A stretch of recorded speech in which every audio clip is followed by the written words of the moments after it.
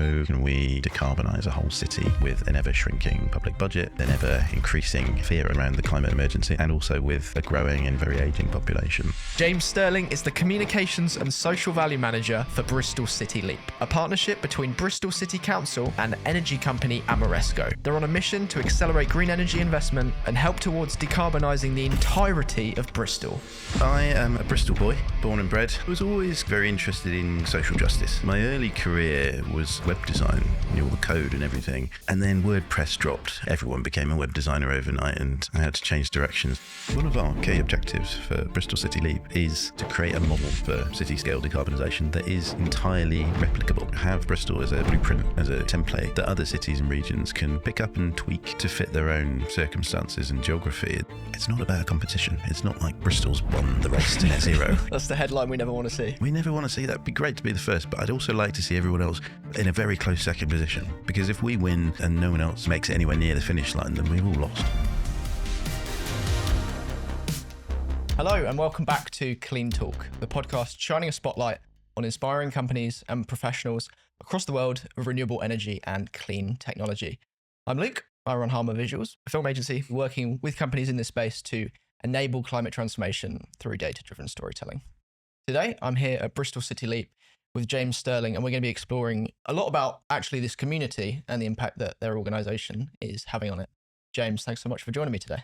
Thanks for having me, Luke. Good to see you. We always like to start with a little bit of background on our guests. Where did you come from? What's your story? So I am a Bristol boy, born and bred. I grew up about a half a mile that way. And I've always lived in Bristol my entire life. I've had some time out of the city, but there's something very, very special about Bristol that always kind of calls you home. It's a very seductive city. It's got a great sense of community. I have a lot of family here as well, which is another thing that sort of tethers me to this place. So yeah, I am a proud Bristolian, I think it's fair to say. Amazing. We'll try and kind of pin it back and identify where renewables shows up in the scene, but what piqued your interest when you were at school? I was always kind of very, very interested in justice, like social justice. And I came from, I think it's fair to say, a family of environmentalists. My mum is very, very into nature and climate and has always kind of instilled that in me from an early age. So I think it was always there in the background. It didn't really show up in my education though, climate. So it was always more focused on justice socially, but also language. So it was kind of language that kind of drew me into communications and, the study of English and, where words came from and how to form a good sentence. And that's what kind of brought me into it. So my early career was around actually web design. So I was a, fully trained web designer, knew all the code and everything. Back in the days when you needed the code. Exactly. Yeah. And so, it took a long time figuring out how to build websites.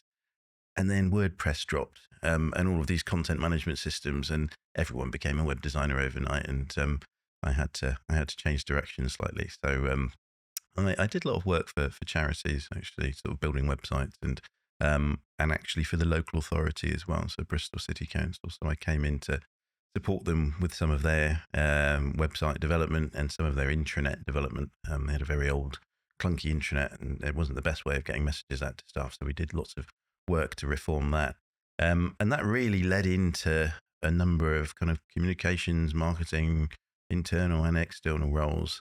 And that became my sort of focus and my specialism. And then one day I saw an advert for a job, which was communications manager, special project environment, which was very, top secret. And I applied for the job. They didn't really say what it was. And it turned out that job was running communications for Bristol Green Capital in 2015. So when Bristol became the European Green Capital, it was, sort of managing the communications around all of the activities of that year, which was very, very exciting. And it just went from there, really. I've managed to weave two things that I love, getting good quality information out there, but also something that's got a social kind of impact and an environmental impact, so things that make a difference. What were your interpersonal skills like growing up? With an interest in language, did that come hand in hand with an intuition for understanding people, or was that sort of a skill set that was later developed? I think I've always been quite an empathetic person. I've always kind of been very interested in understanding people. Never found it difficult to make friends, I suppose. But I am at my core an introvert. Okay. So despite all of the things I do in my day-to-day life and professional life, I'm really kind of an introvert, to be honest. So I'm very mindful and like to have time and sit and think. Yeah. But I think part of that is kind of understanding that there are people that are complete opposite, and that really fascinates me. So I don't like to hang around introverts. I like to be around people that bring me out of that Sure. life, and and introduce me to a bit of extrovertism. So yeah, but I think I've always been socially minded. Always been very very interested in I guess what the human condition, I suppose, and what makes people tick. What are the hooks, which is also really important in communications. Yeah. How do we bring people to change their behaviour? What are the things the levers that we can pull to make people change their way of life? Was your ethical drive to make an impact on the social side satisfied by the roles that you found in your early career, or was it something that you found you had sort of a tension to be able to enact those values in the corporate or kind of commercial world? Most of the early work that I did was around sort of charities and social enterprises. Then worked in the public sector for Yeah. many years. So I think that was something that my mother worked and continues to work in the public sector as well, and has done her entire life, either being a teacher or now in her sort of role as a project manager for a local authority. And it's always felt really important to me to do stuff that can have an impact and make a difference for people. So I think I would say definitely it's a core driver for me, and even in my new role around sort of Bristol City Leap, it's something that has the potential to have a huge impact and change lives, thousands of lives, the entire city essentially. Um, but also doing something for the planet. What you said earlier about web building platforms, I know this is a slight tangent, but interested to know, what was that like from a career and self-development perspective? But was it as stark as, oh no, I can't provide value in this way anymore, I need to build other skill sets? Or was it more slow and easier to transition in terms of the value we were providing? I think it was a slower transition, to be honest. I think that there was still dribs and drabs of a need for web design out there. And indeed, even with content management systems, there was still a need for some back end kind of specialism and understanding of some code. Sometimes things go wrong, even on an easy platform. You can still fix it with a few hyphens and whatnot. And so it was a slower transition. I think it was just this is a course that needs slight readjusting. Right.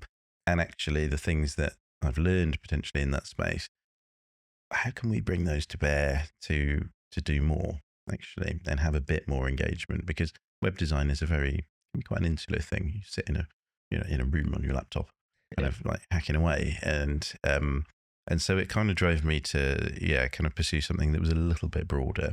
Right. And some of that was through sort of the written word, so kind of copywriting, PR, some marketing, but also the thing that really kind of got me excited was engagement and public engagement. So actually getting out there and talking to people, meeting with real people, and the people who access particular services, or the people who you are trying to affect change with. Yeah, walk me through that point in your career to where we find ourselves at Bristol City Leap now. Yeah. So that was, I guess a number of roles around communications and a various sort of progression through sort of the local authority, which is fantastic. I think the interesting thing about working for a council, I suppose, is that there is no other organisation in the world that covers such a vast remit of things.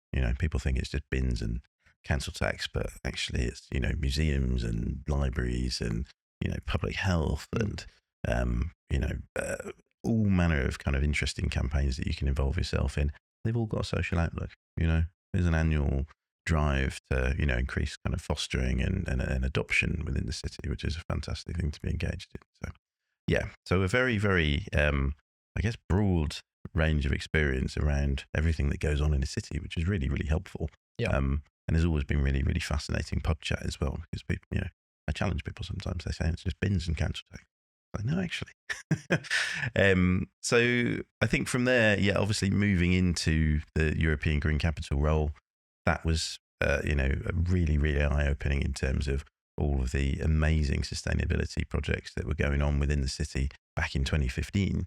And not just those kind of big corporate projects, but also the amount of community organisations that, that band together to drive kind of environmental change and have delivered some fantastic things over the last few decades.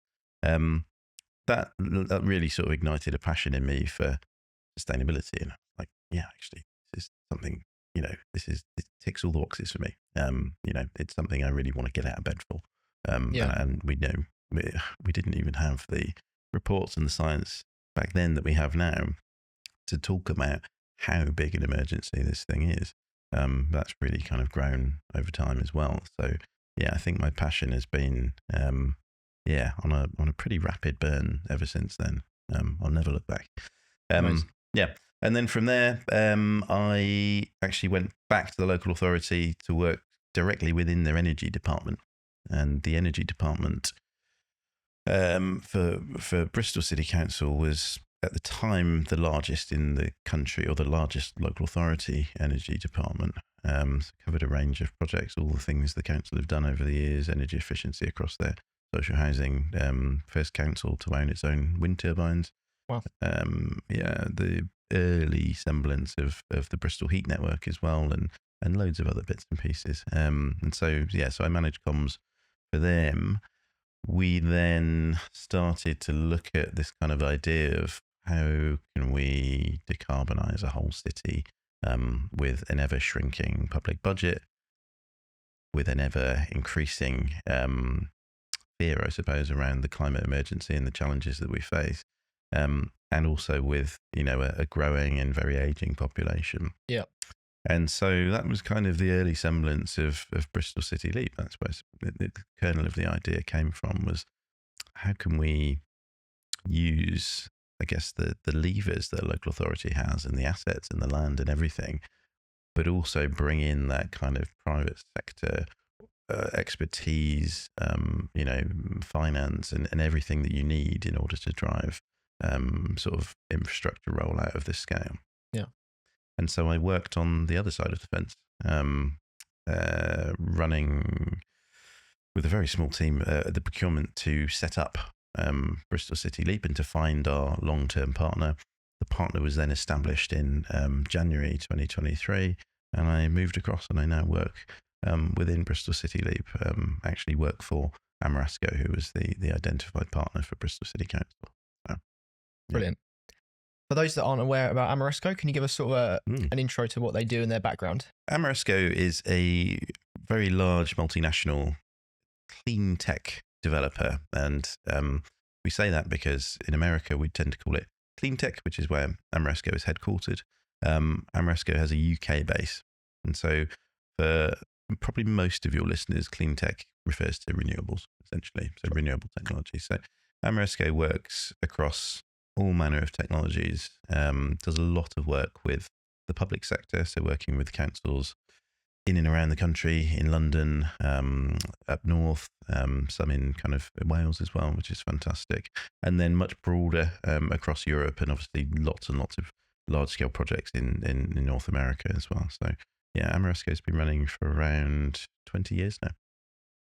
Can you see any sort of maybe interesting influence from American corporate approach or culture, kind of in that partnership that sort of has challenged or inspired you in any way? One of the great things, and why I'm really proud to be working for Ameresco now, is that the values and the culture of the organisation chime very well with that of a public sector organisation. There's a lot of focus on care. There's a lot of focus on people, as well as the environment. So, I mean, that's one of the major things about Bristol City Leap. We are at our core a decarbonisation project. We're about city scale decarbonisation, rolling out things, assets, wind turbines and solar farms and and all the rest of it to tackle that kind of climate challenge. But at the same time, whilst doing all of that major infrastructure rollout, we have an unprecedented opportunity to improve society, to do things for the betterment of local people. And so one of our kind of major commitments for Bristol City Leap is around social value and how we deliver for local people. And social value can come in a number of forms. We primarily talk about employment. So we talk about creating 1,000 jobs over the next 5 years. In our first year, we've created over 100 jobs locally within Bristol. Bristol City Leap has social value at the heart of everything that it does. It's a lens that we see projects through. How can we, whilst we're delivering this project, how can we do something that improves things for local people? So a lot of that will be around employment and skills. So looking at, the local job market and how we can bring people in to the delivery of these projects and create new jobs, but also that transition. So looking at individuals who work in an existing industry and how we can make sure that they are safeguarded and they have, long-term sustainable jobs for the future, and make sure that transition to, kind of a greener economy is one that's both sort of just and fair. Yeah. We also believe in, fair pay. So we have a condition that any subcontractor, any organisation that works with us to deliver projects with us or for us or on our behalf, they all must pay their staff at least the real living wage, which is really, really important to us. It's a red line, in fact. We've got lots of commitments around EDI as well, so that those organisations have to commit to the local kind of Bristol EDI charter. And we also kind of pass on our social value KPIs to those organisations. So they have to commit to, depending on the size of the organisation and the contract, they have to commit to employing apprentices, bringing in sort of work placements and internships, and doing that kind of local investment in communities, which is really key. What's the relationship between, as you said, you want to improve lives and community in tandem with the democratization of energy, should we say? What's been the relationship between those two? I mean, you mentioned one being employment, being a strong one. Are there any others that, I don't know, how you see the effects of, I guess, local empowerment through and for sort of the renewable energy transition? We're very blessed in the city to have a very vibrant, very active community energy scene. So we've got, over 50 groups of individuals, organizations, small kind of social enterprises that focus specifically on energy and the delivery of energy projects. So, it's a great kind of hive mind out there of organizations who are all trying to do something for not just their communities, but also for the environment.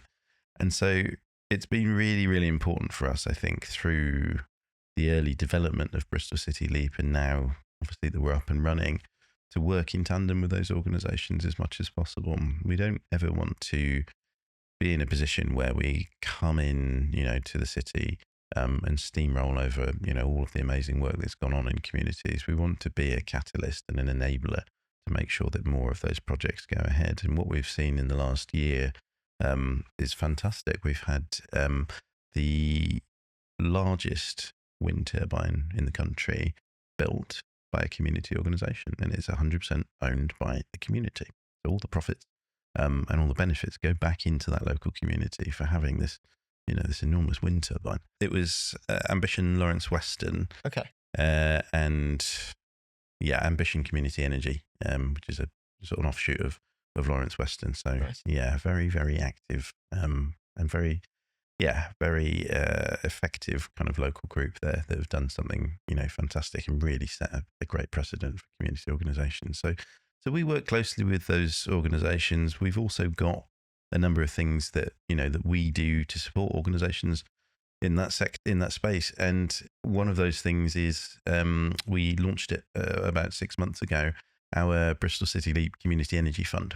And the Community Energy Fund is essentially £1.5 million of funding that we make available for organisations to apply for. And they do that through a series of small to large grants, and some loans as well, if their projects are in that position. So we're busy rolling out funding to these organisations, which is great to see.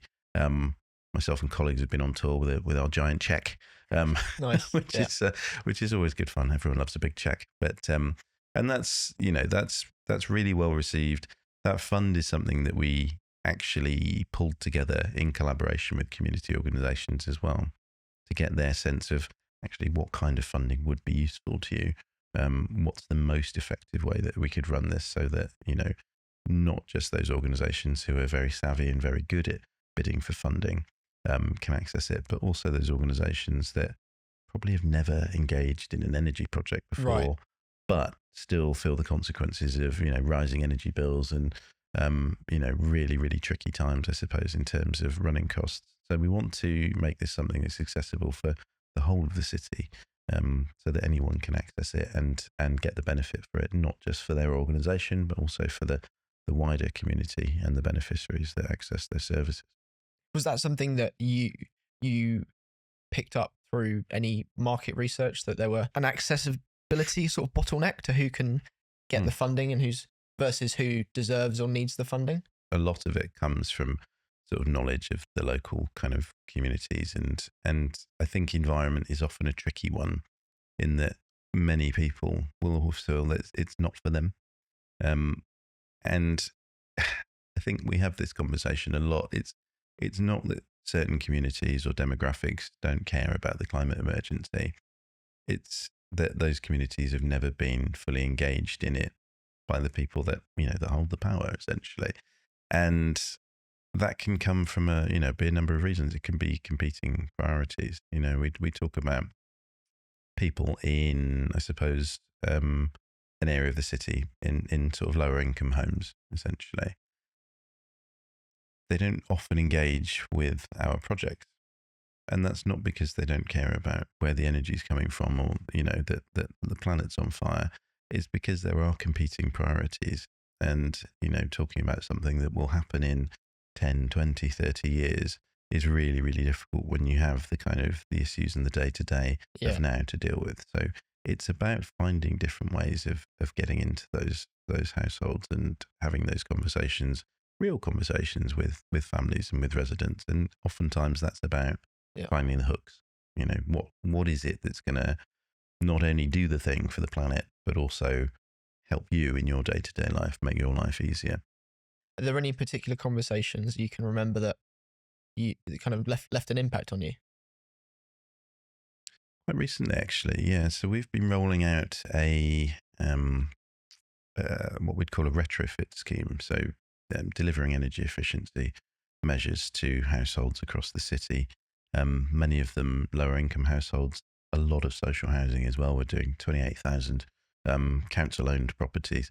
And I was on a visit quite recently to look at some of these homes that we've done. And this is providing free solar, free air source heat pumps, free external wall insulation, underfloor insulation, loft insulation, you name it, windows, doors, everything to transform these homes and bring the energy efficiency up. And I was talking to a resident, and he was elated about the sort of changes that had been made. He said it's very disruptive and it's very noisy and it's very dusty, but now that it's done, you can really feel that the house retains that warmth, and that's fantastic. And he went on to say that actually the damp and the mold, we had damp and mold problems, gone away. Wow. Fantastic. So great, from a health perspective. But the thing that really stayed with me was he was very, very happy about the level of noise within the home now. So, these kind of unexpected kind of co-benefits that come. Can't hear the street, can't hear the ambulance, or can't hear the street noise anymore because you've got that extra layer of insulation, which is soundproofing. But the thing that really, really got them, the thing that they were really, really chuffed about, and I can completely understand it, is that we let them pick their colour of their external wall insulation. So you have these kind of competitions going on now within streets where people are going for the most vibrant colours or the most wacky colours, and it's very Bristol because all houses are completely different colours. But he was really delighted at that and very proud of the colour that him and his partner had picked. That's brilliant. Your focus being that sort of external communicator, How are you giving rise to these sorts of stories and these sorts of voices through the rest of your work? So, I mean, a lot of it comes now that we're into sort of, masses and massive delivery, um, comes through kind of case studies. It comes through telling those stories, Yeah. and it comes through, putting spotlight on just ordinary people. Yeah.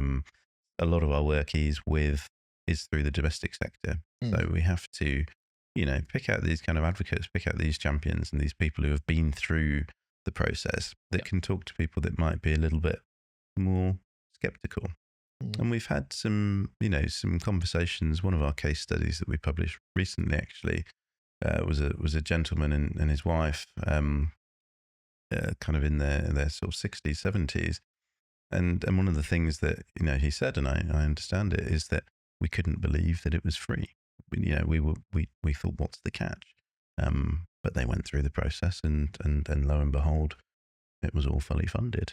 And that's something that we will always come up against, because you don't often get something for nothing. No strings attached seems too good to believe. Yeah. Absolutely.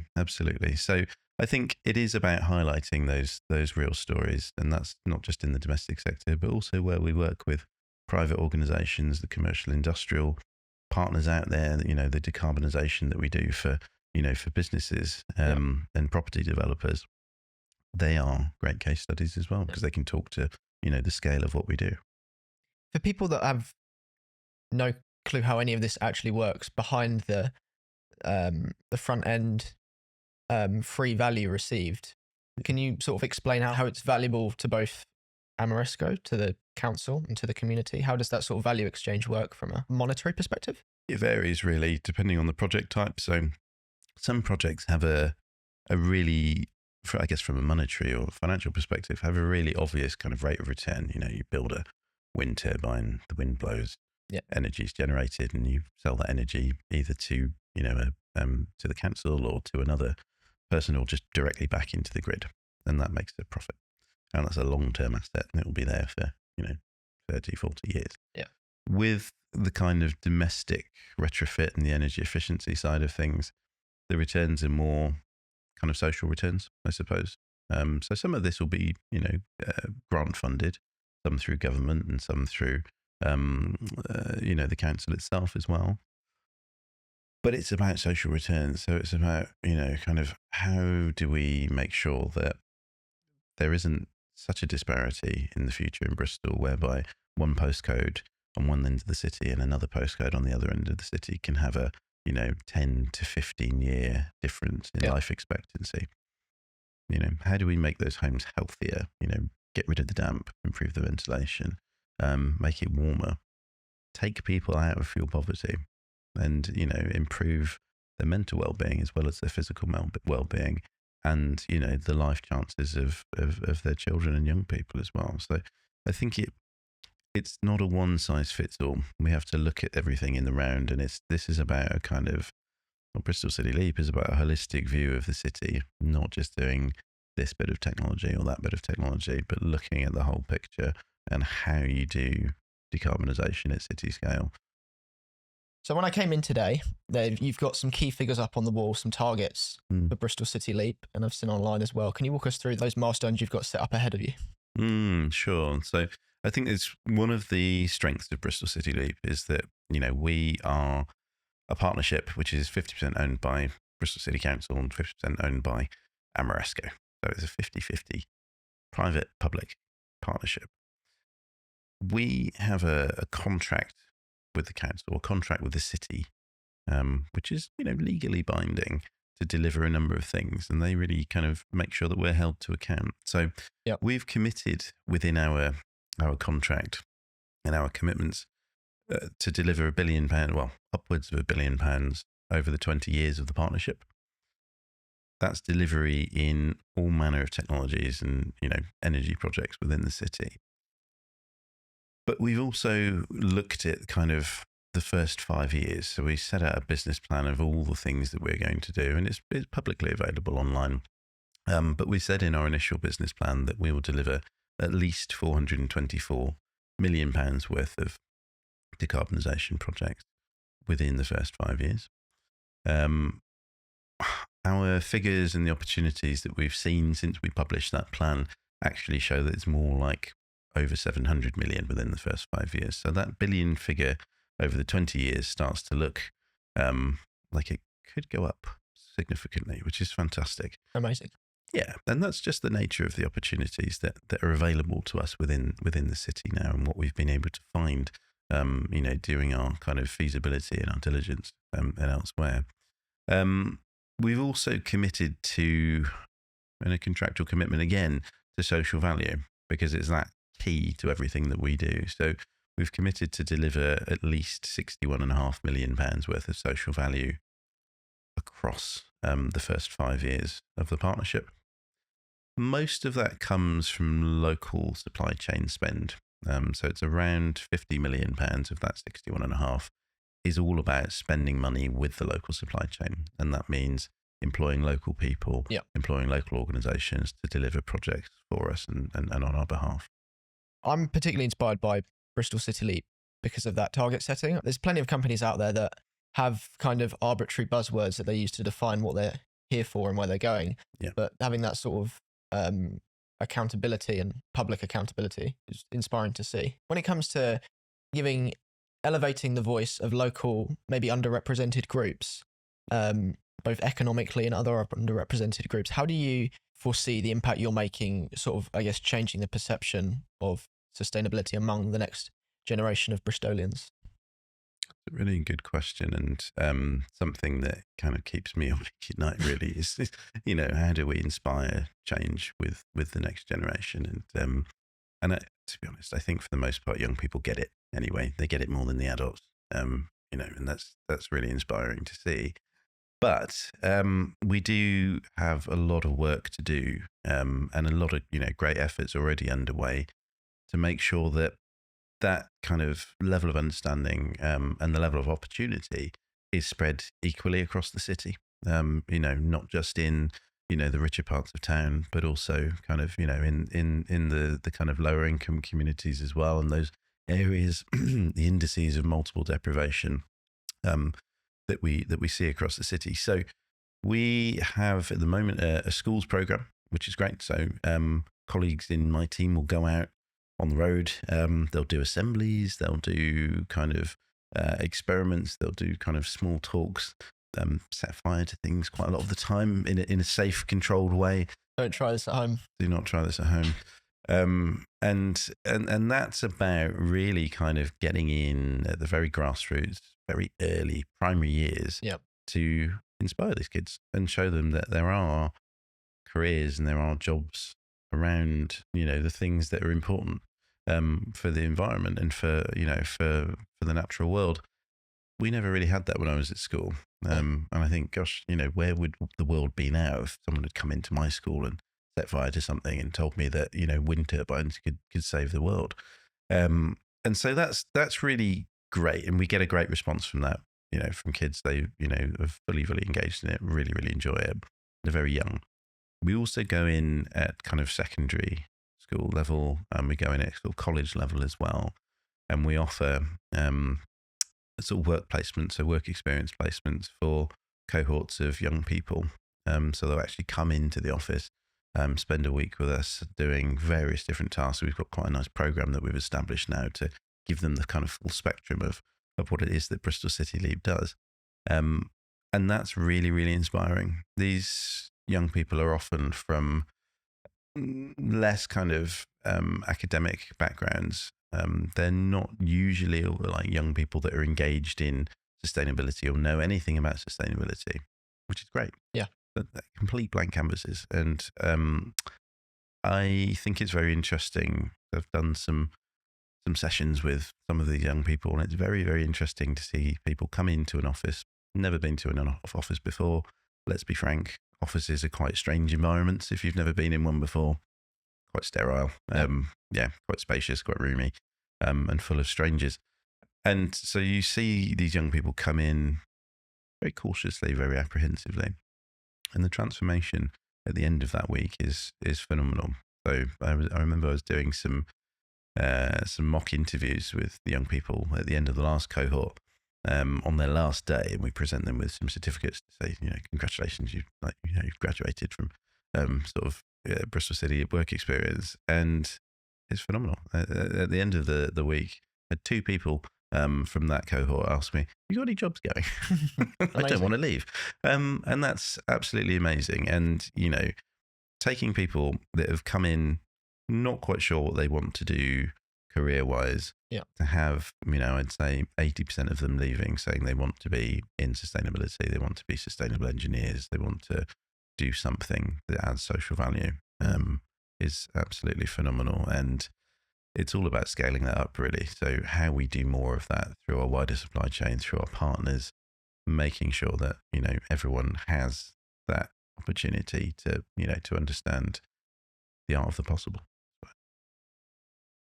Are there any projects you're particularly proud of? There are a number of things that I'm really proud of. I think one that comes to mind was one of our early projects, which was for a local school. And this was at a time when the energy prices were much higher than they are now. Yeah. And, we've all read stories and reports of schools asking children to bring an extra jumper in. Right. Asking children, to, basically sit in cold classrooms because they can't afford to, to heat the buildings. So one of our early projects was in a school to provide a new heating system, a heat pump again. So a kind of renewable source of heating for the school. And I think the outcome of that is, something that's really, really heartening. They're able to put the heating on now this coming winter, which, doesn't seem that far off. Now it's going to be a, very, very different environment for those young people to learn in. And it's just little things like that, I think, make a huge difference, not just to the environment, but also those children's ability to concentrate on the things that they need to concentrate on and, actually have a good start in life. Do you have any advice for other communities and organisations across the UK and beyond, to be honest? What can they learn from Bristol City Leap to, I guess, transfer into their own community initiatives? One of our key objectives for Bristol and for Bristol City Leap is to create a model for city scale decarbonisation that is entirely replicable. Mm-hmm. We want to have Bristol as a blueprint, as a a template that other cities and regions can pick up and tweak and finesse to fit their own kind of circumstances and geography. And so we have conversations every other week with local authorities from around the country, who are really excited and interested in the model that we've built here, this kind of partnership approach towards net zero.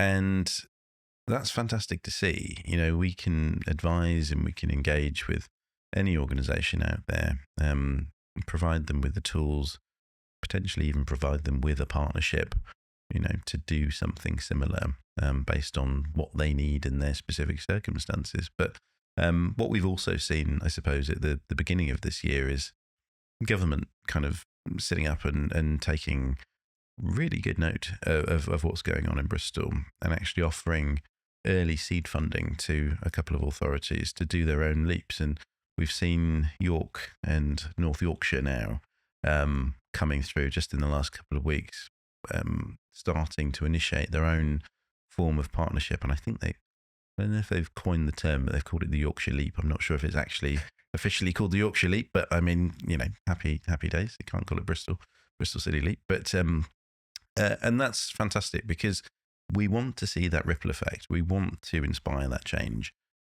elsewhere across the country, elsewhere across the world, because it's not about a competition. It's not like, oh, Bristol's won the race to net zero. We did it. That's the headline we never want to see. We never want to see that because, I mean, it would be great to be the first, but I'd also like to see everyone else in a very close second position. Yeah. Because if we win and no one else, makes it anywhere near the finish line, then we've all lost. This is about saving the planet. It's about doing something important. The winter's coming. I mean, depending on when this is released, the winter may have already come. But yeah, dive into the challenges you foresee with that.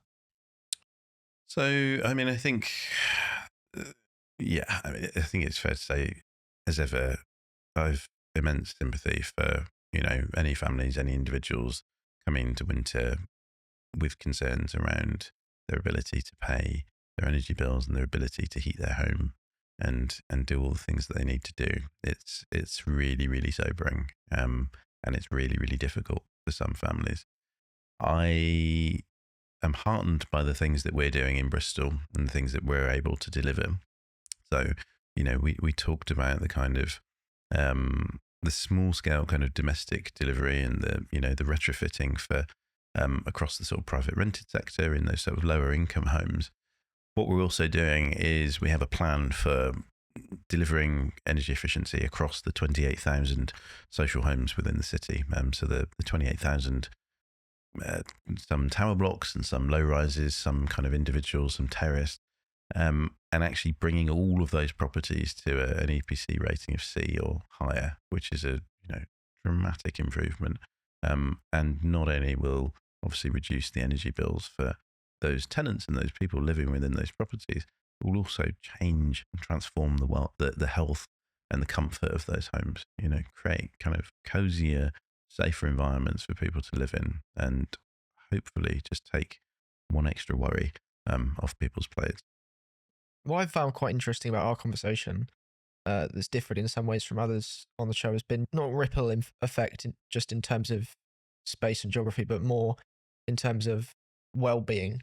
Like, I think that's something I've kind of maybe not considered as much, Mm. is the impact on quality of life from a lot of the renewable projects and clean tech projects. Were you surprised seeing that sort of as you got more invested in this sort of these organisations in this space, the quality of life improvement? Was it a shock to you? It was, to be honest. Yeah, I think coming into the sector in 2015, my thinking was, oh, this is really fantastic. We're doing something for the planet. We can also do something for people in terms of, I don't know, creating kind of, benefit funds or kind of development funds and things like that. But I think it has been eye-opening. It's kind of deeper into that rabbit hole that you see the kind of intrinsic link between environmental justice and social justice. Those two things cannot be pulled apart. And, whilst, as I say, whilst we're doing things that improve certainly kind of, the environmental credentials of the city, we're also creating jobs, which is, great for the local economy. We're also supporting the education of young people. We're also putting funding out into new community projects and, ways for community organisations to better serve their people. But also, yeah, as you say, the health and the well-being of the individuals in the homes. These are things that are core kind of components of a good functioning society, and yeah, absolutely what we should be focusing on. To organisations that aren't working with you, but that would be good fits for you locally and beyond, what are the pain points that you're looking for and the opportunities within those sorts of communities that they should know that you're a good fit or you can support them? Every organisation or every region is different. If you look at an urban environment like Bristol compared to a very rural environment like Yorkshire, I suppose, they will have very, very different challenges. But the thing, I suppose, that binds them together is the people. People always have, the same needs, really, essentially, warmth, comfort, food, good access to, opportunities and education. And so any place can meet those challenges by delivering, a more sustainable project, essentially. And I would say for any organization that's looking to do something of this nature, they should reach out. And, we can have a really kind of detailed discussion about their kind of circumstances and the things that set them apart and the things that are similar to Bristol. And then it's just about planning, really, planning and doing. And, importantly, identifying the finance. But I think for cities in particular, we know that 80% of the world's population live in cities. So if we tackle cities, I'm one of that rare 20%. are you really? In the sleepy countryside. We'll deal with you later. But, but for now, I think, tackling the decarbonisation of cities, effectively solving the climate crisis. Once we've done that, the rest is just kind of just mopping up around the edges. Yeah. Your focus being more on communications. What challenge or opportunity do you see to connect with more rural communities? Bristol is a cluster, but outside of that, obviously, you've still got people within your, catchment area. Yeah.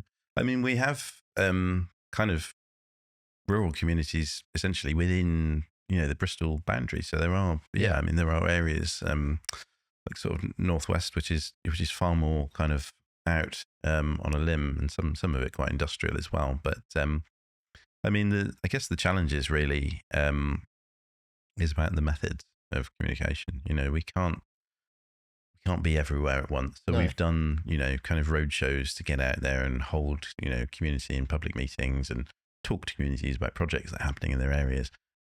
Bristol's a big place. The UK is a big place, so we can't do all of that. So we have to be savvy about how we reach these people. And a lot of that is now through digital, so some of our recent campaigns to promote the kind of free energy saving measures that we offer, the solar and all the rest of it. We've seen, tremendous wins through digital advertising on, dare I say it, Facebook and Instagram, because it's a means of getting to people that, are in very often isolated rural communities. And we've seen some really good results from that, which has led to the improvement of, hundreds of people's homes. We've explored some of the technologies that you guys are working with, solar and wind. Are there any other technologies that you're investing in? So we have a lot of other types of technology that we work on. We're doing a lot around electric vehicle infrastructure, so charge points essentially. Yeah. So we've got an existing network within the city and elsewhere actually across the southwest region, but our sort of delivery of over 100 more charge points over the next sort of 2 to 3 years. Some of those, very excitingly, will be lamppost charge points as well, which is something something I haven't heard of. Tell me more. Well, it's basically a lamppost with a cable that comes out of it, which is something that people have been crying out for. You see them in London all the time. Okay. But yeah, in the southwest, people are crying out for lamppost chargers. So we're very pleased to say we're bringing that that boon to the city, which is great. It's just more accessible means of kind of on street charging for people in residential areas, which is, with the kind of huge upswing in kind of electric vehicle ownership, we need to kind of meet that demand with, accessible charging, so that those that have existing electric vehicles have a better chance of being able to, charge kind of near their home or outside their home. It also provides an opportunity for those out there who may be cynical about electric vehicle sort of ownership to understand that there will be infrastructure available to them. They don't have to worry so much about kind of range anxiety or, having their own charge point and things like that. So yeah, very exciting, that one. Brilliant. We're going to go now to what we call Quickfire Curiosity, which is our slightly light, a little bit philosophical personal trivia to end off with. First question of which being, would you consider yourself a futurist? What do you mean by futurist? Great question. Everybody asks it. I'd like you to have a go at scoping it out. Futurist. I would imagine a futurist to be someone who has an eye on what's coming, an eye on the future, naturally, and what the opportunities will be coming down the tracks in sort of, in the lead to 2030, 2050 and beyond. Is that accurate, Luke? I'm interested in your take on it, so it's great to have your take on it. Okay. That's where I see it. And yes, I guess I would consider myself a futurist. I'm very interested in people, obviously. I'm also very interested in technology and that kind of intersectionality between how do we, use technology in an ethical way, but in a way that better serves humanity. Imagine you're thrown back in time to early in your career. You've walked into your first charity organisation to work with. Now you, so the age you are now, appears in the office and you've got 30 seconds to give that young person some advice. What do you say? Stick with it. Trust in yourself. I think ignore your, sort of, foreboding sense of imposter syndrome, and just trust in yourself and just keep doing what you're doing. What's been your most unexpected learning of your career in the renewable energy sector, and how has it shaped your view of the world on a more existential level? One of the things that's really stood out is, as we said earlier, that kind of journey to understanding better that, environmental justice obviously is about, making sure that those people that have the least impact on climate change don't pay the greatest cost for it. That's, it's very, very important. But also the kind of intrinsic link with social justice and how those two things are actually, kind of two halves of the same coin. That's really, really kind of stuck with me, and it's kind of just really strengthened my resolve to, to engage in this sector, and I will never leave until the job's done. For those out there listening in that are considering a career in the renewable energy sector, and one of the things that I'd like to preface that with is that doesn't necessarily mean as an engineer or a technician or a coder, but just someone with an interest in making a difference in whatever skill set they've got. What advice do you have for them to ask themselves the best questions to find opportunities? So I guess what I don't know, when I'm speaking to other people and there are particularly pivotal moments in their life, it seems like having good self-reflection is key. So what questions would you encourage them to ask themselves? I have this conversation with young people a lot. The key question to ask yourself is, what's your core interest? What is it, professionally and personally, that you're interested in? And try and weave a career around that, because I think doing a job that you enjoy, I can't say it doesn't feel like work, but it feels like less work if you actually enjoy it and you want to get out of bed to do it. So I think there is a misconception within the environmental sector that, every job is a STEM job. It's science, technology, engineering, maths, and that's not true. Any job in, a green economy is a green job. So if you're an accountant, if you're a marketer, if you're, a call center handler, they're all green jobs if they're working towards, green projects in a green economy. James, thank you so much for joining me today. It's been a pleasure, a really diverse conversation, and we've explored some topics that I feel like have maybe been missing from some other episodes. So I really appreciate your time. Thank you very much, Luke. No, it's been really great to be here, and keep up the good work. Thanks for tuning in to today's conversation with James Sterling from Bristol City Leap. You can find more conversations from us over to my left, or your right, I believe. We'll be back for more interesting conversations, all focused on renewable energy and clean technology, and we'll see you then.